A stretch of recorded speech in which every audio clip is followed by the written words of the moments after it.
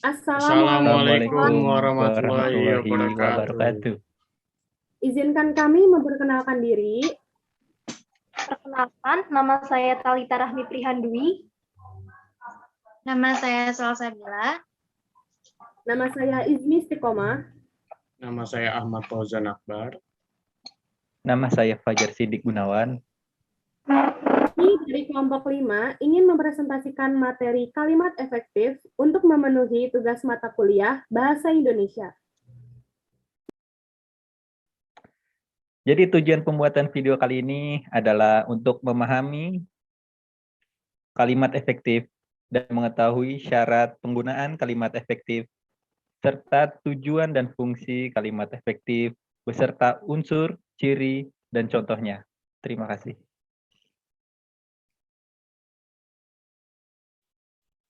Sebelum masuk ke inti materi, mari kita ketahui terdahulu latar belakang dari materi yang akan kita bahas, yaitu penggunaan kalimat efektif dalam berkomunikasi. Seperti yang kita tahu, kehidupan manusia tidak dapat terlepas dari peran bahasa, karena seluruh kegiatan manusia akan terikat erat dengan bahasa. Bahasa juga tidak hanya digunakan dalam bentuk lisan, tetapi juga dalam bentuk tulisan. Bahasa memiliki fungsi-fungsi tertentu yang digunakan berdasarkan kebutuhan seseorang, yakni sebagai alat untuk mengekspresikan diri, alat untuk berkomunikasi, alat untuk beradaptasi sosial dalam lingkungan atau situasi tertentu, dan sebagai alat untuk melakukan kontrol sosial. Bahasa Indonesia sendiri memiliki beberapa fungsi, diantaranya sebagai bahasa pengantar dalam dunia pendidikan. Bahkan, bahasa Indonesia merupakan salah satu mata pelajaran pokok yang harus diajarkan di seluruh lembaga pendidikan formal, mulai dari tingkat dasar hingga perguruan tinggi.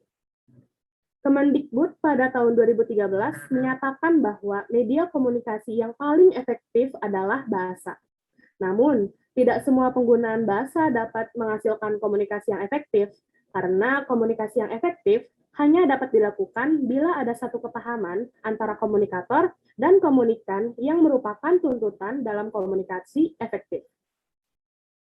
Kalimat efektif sendiri merupakan kalimat yang benar dan jelas, sehingga akan mudah untuk dipahami orang lain secara tepat. Melihat betapa pentingnya kalimat efektif dan penggunaan kata yang tepat bagi seorang penulis dalam membuat tulisan, apalagi di perguruan tinggi, maka kita sebagai mahasiswa harus menguasai kalimat efektif dan pilihan kata yang tepat. Karena dengan kalimat efektif dan pilihan kata yang tepat ini dapat membantu kita untuk menempuh studi yang sedang kita jalani.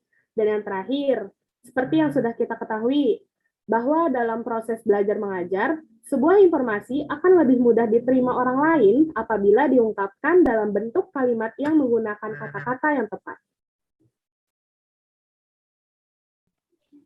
Baik, saya akan menjelaskan pengertian dari kalimat. Kalimat, menurut Kamus Besar Bahasa Indonesia, terbagi menjadi 3. Yang pertama yaitu kesatuan ujar yang mengungkapkan suatu konsep, pikiran, dan perasaan. Yang kedua yaitu perkataan dan linguistik.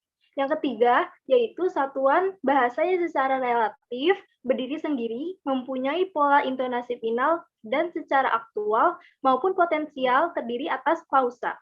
Sementara itu, kalimat menurut Fakhrudin adalah rangkaian kata yang memiliki arti atau makna tersendiri, yang di dalamnya terdapat subjek dan predikat. Terima kasih. Pengertian kalimat efektif sendiri adalah kalimat yang penyusunannya memperhatikan kaidah-kaidah yang berlaku dan disusun secara gramatikal dan logikal agar mudah dipahami dengan cepat, serta mewakili pikiran dan keinginan komunikator, yaitu penulis atau pembicara. Kalimat efektif mampu membuat maksud yang disampaikan tergambarkan dengan jelas dalam pikiran komunikan, persis seperti yang komunikator pikirkan. Kemudian ada syarat kalimat efektif. Dalam bahasa Indonesia, kalimat efektif pada dasarnya memiliki 4 syarat utama. Syarat yang pertama adalah kata-kata dalam kalimat harus sesuai dengan ide, sehingga penting untuk selalu menggunakan kata-kata baku. Selain itu, kalimat efektif juga harus memiliki tanda baca yang tepat, hingga makna atau maksud dari kalimat tersebut jelas. 2. Susunannya sistematis. Kalimat juga bisa dikatakan efektif ketika susunannya tepat atau sistematis yang mengandung semua unsur kalimat yang baik dan benar. Kalimat yang efektif memiliki susunan dimulai dari subjek, predikat, dan disusul dengan objek atau pelengkap dan keterangan. Kecuali untuk kalimat tanya dan perintah, maka penempatan subjek dan keterangan bisa dipindahkan sesuai kebutuhan. 3. Tidak boros kata. Artinya, pada saat menyusun suatu kalimat, usahakan hanya memakai kata yang diperlukan. Hal ini akan membuat kalimat menjadi panjang, namun maknanya bisa ambigu atau bahkan kosong. 4. Tidak ambigu. Penulis yang menyusun kalimat efektif akan mampu menjelaskan suatu hal dengan baik dan mudah dipahami, sehingga mencegah pembaca melakukan multitafsir. Supaya makna dan kalimat bebas dari resiko ambigu, maka susunannya perlu dibuat ringkas dan sederhana.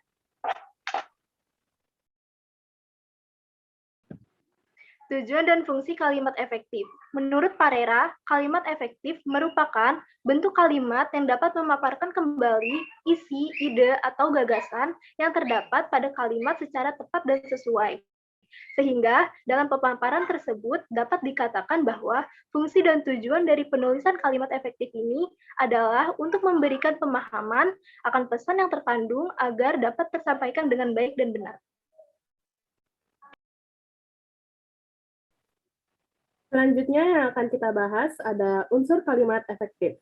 Unsur kalimat efektif terdiri dari subjek, yaitu pelaku dalam kalimat, dapat berupa orang, tempat, atau benda. Lalu ada predikat yang menunjukkan apa yang dilakukan oleh subjek, biasanya berupa kata kerja. Kemudian ada objek yang merupakan hal atau benda yang menjadi sasaran, biasanya berupa nomina. Dan yang terakhir ada keterangan yang menunjukkan tujuan cara, waktu, tempat, atau sebab akibat yang biasanya ditandai dengan penggunaan konjungsi atau kata hubung.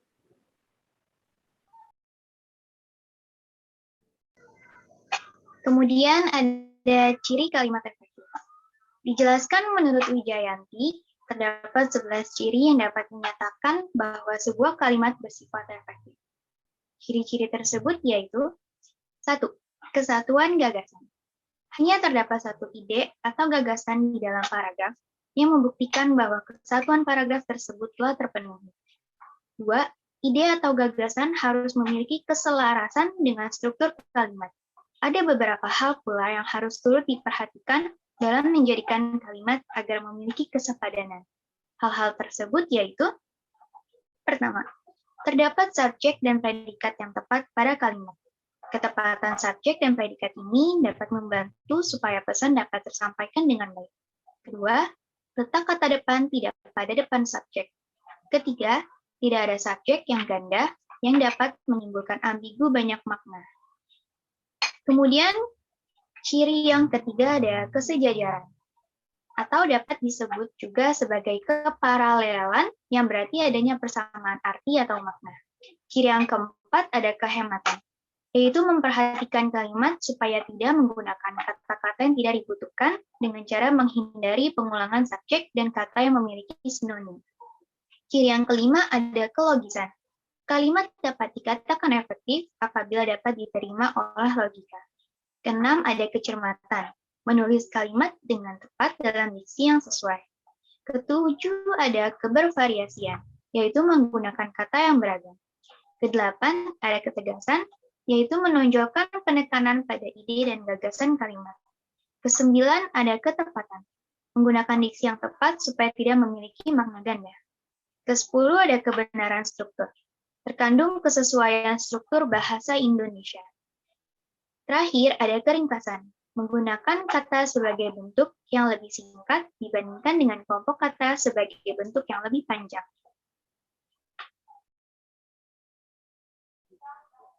Contoh penggunaan kalimat efektif. 1. Pihak sekolah memasang CCTV untuk keamanan sekolah. Di sini untuk subjeknya ialah pihak sekolah, untuk predikatnya memasang, dan untuk objeknya sendiri ialah CCTV, dan untuk keterangan tujuannya untuk keamanan sekolah. 2. Ibu belanja buah, sayur, telur, daging sapi, dan beras di pasar. Keterangan subjeknya di sini adalah ibu, predikatnya adalah belanja, dan objeknya adalah buah, sayur, telur, daging sapi, dan beras. Sedangkan keterangan tempatnya ialah di pasar. 3. Putri mengayuh sepeda dengan kencang. Keterangan subjeknya ialah si Putri. Predikatnya mengayuh. Objeknya yaitu sepeda. Dan keterangan cara dengan kencang. Yang keempat, Siva mengendarai motor di jalan raya. Keterangan subjeknya ialah Siva. Predikatnya mengendarai. Objeknya ialah motor. Keterangan tempat ialah di jalan raya. Terima kasih.